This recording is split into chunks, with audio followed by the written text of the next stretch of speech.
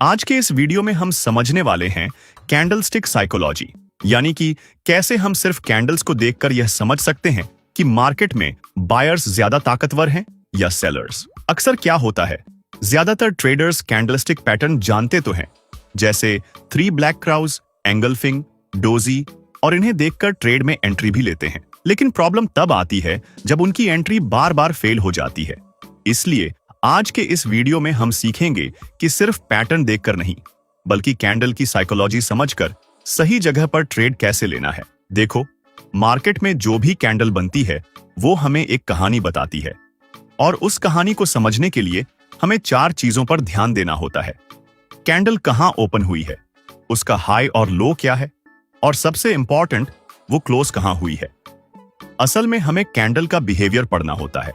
जब प्राइस नीचे ओपन होकर ऊपर क्लोज करता है, इसका मतलब है कि बायर्स ने कंट्रोल ले लिया है, और जब प्राइस ऊपर ओपन होकर नीचे क्लोज करता है तो इसका मतलब है कि सेलर्स डोमिनेट कर रहे हैं।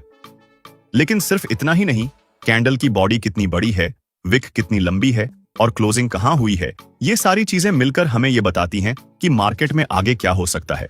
तो अगर आप भी चाहते हो कि आपकी एंट्रीज बार बार फेल ना हो और आप स्मार्ट तरीके से मार्केट को पढ़ सको, तो इस वीडियो को एंड तक जरूर देखना, क्योंकि आगे मैं आपको वो टेक्निक्स बताने वाला हूं जो आपकी ट्रेडिंग पूरी तरह बदल सकती है। अब बात करते हैं कुछ ऐसी कैंडल्स की जो आपको ट्रेडिंग में बार बार देखने को मिलती है, लेकिन ज्यादातर ट्रेडर्स इन्हें गलत समझ लेते हैं। सबसे पहले समझते हैं बिग मोमेंटम कैंडल को। इसे आप 2 नाम से जान सकते हो, big bullish candle, big bearish candle. ये वो कैंडल होती है जहां मार्केट में एक साइड का पूरा कंट्रोल बन जाता है।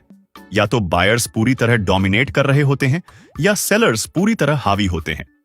इसलिए इसे हम एक तरह से वन साइडेड डोमिनेंस कैंडल भी कह सकते हैं। अब ये कैंडल बनती कब है? जब मार्केट में अचानक हाई वॉलेटिलिटी आती है या फिर कोई स्ट्रॉन्ग ब्रेकआउट होता है, तब इस तरह की बड़ी बड़ी कैंडल्स चार्ट पर दिखाई देती हैं। लेकिन यहीं पर सबसे बड़ा ट्रैप छुपा होता है। अब इस चार्ट को ध्यान से देखो। शुरुआत में मार्केट एक साइडवेज रेंज में चल रहा था, मतलब ना बायर्स स्ट्रॉन्ग थे ना सेलर्स। फिर अचानक एक बड़ी बुलिश कैंडल बनती है जो क्लियरली ब्रेकआउट दिखा रही है। अब यहां पर क्या होता है, रिटेल ट्रेडर्स सोचते हैं ब्रेकआउट हो गया है, अब मार्केट ऊपर ही जाएगा, और उसी मोमेंट पर वो बाय एंट्री ले लेते हैं। लेकिन जैसे ही वो एंट्री करते हैं, मार्केट उल्टा डाउनसाइड मूव करना शुरू कर देता है, और कुछ ही समय में उनके स्टॉप लॉस हिट हो जाते हैं। अब आगे चार्ट में एक और इंटरेस्टिंग चीज होती है। मार्केट नीचे से धीरे धीरे रिकवर करता है और एक अच्छा बुलिश मूव देता है, लेकिन फिर अचानक एक बड़ी बेरिश कैंडल बनती है जो पिछली बुलिश कैंडल्स के नीचे क्लोज होती है। अब यहां फिर वही कहानी रिपीट होती है। ट्रेडर्स सोचते हैं अब मार्केट रिवर्स हो गया है, डाउनसाइड आएगा, और वो शॉर्ट ट्रेड ले लेते हैं। लेकिन मार्केट फिर से अपसाइड मूव करता है और एक बार फिर ट्रेडर्स ट्रैप हो जाते हैं। तो असल में यहां क्या हो रहा है, सिंपल है। बिग प्लेयर्स इन बड़ी कैंडल्स का इस्तेमाल करके मार्केट में पैनिक क्रिएट करते हैं और फिर फोमो ट्रिगर करते हैं, जिससे रिटेल ट्रेडर्स इमोशनल होकर गलत जगह पर एंट्रीज ले लेते हैं, और यही एंट्रीज बिग प्लेयर्स के लिए लिक्विडिटी बन जाती हैं। अब बात करते हैं दूसरी कैंडल की, सबसे पावरफुल और लगभग हर ट्रेडर की फेवरेट, हैमर कैंडल। हैमर एक स्ट्रॉन्ग बुलिश कैंडल मानी जाती है, जिसके बनने के बाद अक्सर मार्केट में अपसाइड मूव देखने को मिलता है। इसकी पहचान बहुत सिंपल है। इसकी लोअर शैडो बॉडी से लगभग 2 गुना या उससे ज्यादा लंबी होती है, लेकिन एक चीज यहां सबसे इंपॉर्टेंट है। जब हैमर किसी सपोर्ट जोन के पास बनती है, तब उसके बाद अपसाइड मूव आने के चांसेस काफी बढ़ जाते हैं। अब इस चार्ट को देखो, यहां क्लियरली आप देख सकते हो कि सपोर्ट के पास एक परफेक्ट हैमर बना है, और उसके बाद मार्केट ने स्ट्रॉन्ग अपवर्ड मोमेंटम भी दिया। लेकिन असली सवाल यह है, आखिर ऐसा क्या खास है इस कैंडल में? क्यों हैमर बनने के बाद प्राइस अक्सर ऊपर जाता है, नीचे क्यों नहीं जाता? इन सभी सवालों का जवाब छुपा है हैमर कैंडल की साइकोलॉजी में। अब समझते हैं इस कैंडल के पीछे की असली साइकोलॉजी। शुरुआत में प्राइस ओपन होते ही नीचे की तरफ प्रेशर बनता है, जिससे सेलर्स मार्केट को नीचे पुश करने लगते हैं। एक समय ऐसा लगता है कि मार्केट अब और नीचे जाएगा, लेकिन तभी सिनारियो बदलता है। जैसे ही प्राइस किसी स्ट्रॉन्ग लेवल के पास पहुंचता है, बायर्स अचानक एक्टिव हो जाते हैं और धीरे धीरे प्राइस को नीचे से उठाना शुरू करते हैं। अब यहां सबसे इंपॉर्टेंट चीज क्या होती है, जो प्राइस नीचे गिरा था वो वापस रिकवर होकर सिर्फ ओपन के पास नहीं आता, बल्कि कई बार उसके ऊपर क्लोज भी करता है। यही वो मोमेंट होता है जहां पूरा कंट्रोल शिफ्ट होता है। शुरुआत में सेलर्स स्ट्रांग थे, लेकिन अंत तक बायर्स पूरी तरह डोमिनेट कर जाते हैं। और इसी पावर शिफ्ट की वजह से हमें एक हैमर जैसी फॉर्मेशन देखने को मिलती है। अब बात करते हैं एक और पावरफुल कैंडल की, शूटिंग स्टार कैंडल। ये कैंडल दिखने में सिंपल लगती है, लेकिन इसकी साइकोलॉजी समझ ली तो मार्केट के रिवर्सल पॉइंट्स पकड़ना काफी आसान हो जाता है। सबसे पहले एक कॉमन गलती समझ लो। बहुत सारे ट्रेडर्स क्या करते हैं, ग्रीन कैंडल को बायर्स स्ट्रांग मान लेते हैं और रेड कैंडल को सेलर्स स्ट्रांग। लेकिन शूटिंग स्टार में यह लॉजिक काम नहीं करता। यहां कलर नहीं, स्ट्रक्चर और बिहेवियर मैटर करता है। शूटिंग स्टार कैंडल की पहचान क्या है? इसकी अपर विक बहुत लंबी होती है और बॉडी छोटी होती है, चाहे रेड हो या ग्रीन। और सबसे इंपॉर्टेंट, ये कैंडल मोस्टली अपट्रेंड के बाद बनती है। अब समझते हैं इसकी असली साइकोलॉजी। जब ये कैंडल बनना शुरू होती है, प्राइस एक लेवल से ओपन होता है और शुरुआत में बायर्स काफी अग्रेसिव होते हैं। वो प्राइस को तेजी से ऊपर पुश करते हैं।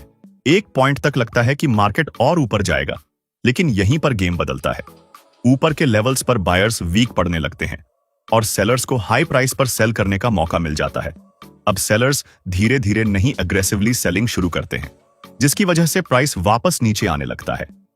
और एंड में क्या होता है, प्राइस अपने हाई से रिजेक्ट होकर ओपनिंग के पास या उसके नीचे क्लोज करता है, जिससे एक लॉन्ग अपर विक बन जाती है। यही विक हमें सबसे इंपॉर्टेंट सिग्नल देती है कि ऊपर की तरफ स्ट्रॉन्ग रिजेक्शन आया है और सेलर्स ने मार्केट पर कंट्रोल लेना शुरू कर दिया है। इसलिए चाहे ये कैंडल ग्रीन हो या रेड, दोनों ही केसेस में इसे बेरिश सिग्नल ही माना जाएगा।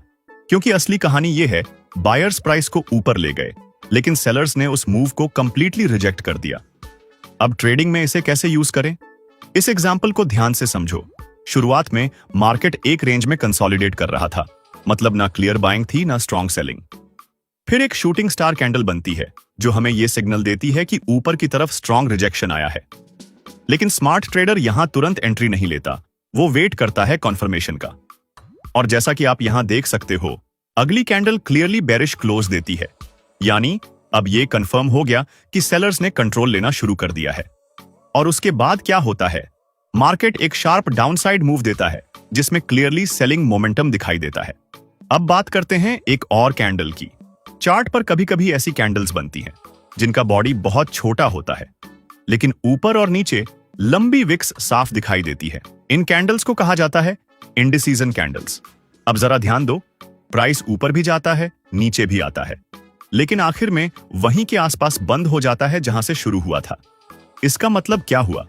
बायर्स ने मार्केट को ऊपर ले जाने की कोशिश की, सेलर्स ने भी नीचे धकेलने की पूरी ताकत लगाई, लेकिन अंत में कोई भी साइड कंट्रोल हासिल नहीं कर पाया। यानी मार्केट इस समय पूरी तरह कंफ्यूजन में है। जब मार्केट को क्लियर डायरेक्शन नहीं मिलती, ना बायर्स कॉन्फिडेंट होते हैं ना सेलर्स, तब इस तरह की कैंडल्स बार बार बनने लगती हैं। अब सबसे इंपॉर्टेंट बात समझो, ये कैंडल्स अक्सर तब दिखाई देती हैं जब मार्केट पहले ही एक स्ट्रॉन्ग मूव कर चुका होता है। इसका मतलब या तो ट्रेंड धीरे धीरे कमजोर हो रहा है या फिर मार्केट अगली बड़ी मूव से पहले रुककर सोच रहा है। ऐसे फेज में प्राइस एक ही रेंज में घूमता रहता है, जिसे हम कहते हैं कंसोलिडेशन। और इसी कंसोलिडेशन के दौरान इंडिसीजन कैंडल सबसे ज्यादा देखने को मिलती है। ये कैंडल खुद कोई डायरेक्ट बाय या सेल सिग्नल नहीं देती। अगर आपको ये ब्रेकडाउन हेल्पफुल लगा हो तो वीडियो को लाइक करो। अब बात करते हैं एक ऐसे पैटर्न की जो अगर सही जगह मिल जाए तो मार्केट का पूरा मूड बदल सकता है। 3 वाइट सोल्जर्स। ये सिर्फ 3 कैंडल्स नहीं है, ये मार्केट में बायर्स की ग्रोइंग स्ट्रेंथ की कहानी है। जब मार्केट लंबे समय तक नीचे रहता है या किसी सपोर्ट के आसपास रुक जाता है, वहीं से धीरे धीरे बायर्स की एंट्री शुरू होती है। सबसे पहले एक स्ट्रॉन्ग बुलिश कैंडल बनती है जो ये हिंट देती है कि बायर्स अब एक्टिव हो चुके हैं। फिर अगली कैंडल आती है। इस बार बायर्स और कॉन्फिडेंट होते हैं, प्राइस को और ऊपर पुश करते हैं और ये कैंडल भी पिछले हाई के ऊपर क्लोज करती है। अब यहां से एक क्लियर सिग्नल मिलने लगता है कि मार्केट में कंट्रोल शिफ्ट हो रहा है। लेकिन असली कंफर्मेशन तब मिलता है जब तीसरी कैंडल भी उसी मोमेंटम को कंटिन्यू करती है। बायर्स एक बार फिर से मार्केट को ऊपर ले जाते हैं और प्राइस फिर से हायर क्लोज देता है। यानी 3 कैंडल्स में एक चीज कॉमन है, हर बार बायर्स स्ट्रॉन्गर होते जा रहे हैं और सेलर्स धीरे धीरे पीछे हट रहे हैं। लेकिन यहां एक छोटी सी मिस्टेक बहुत सारे ट्रेडर्स कर देते हैं। अगर इन 3 कैंडल्स में से कोई भी कैंडल प्रॉपर स्ट्रेंथ नहीं दिखाती या उसकी क्लोजिंग पिछले हाई के ऊपर नहीं होती, तो वो पैटर्न वैलिड नहीं माना जाएगा। इसीलिए स्मार्ट ट्रेडर वही है जो हर ग्रीन कैंडल को बुलिश नहीं मानता, बल्कि उसकी स्ट्रक्चर और क्लोजिंग को समझता है।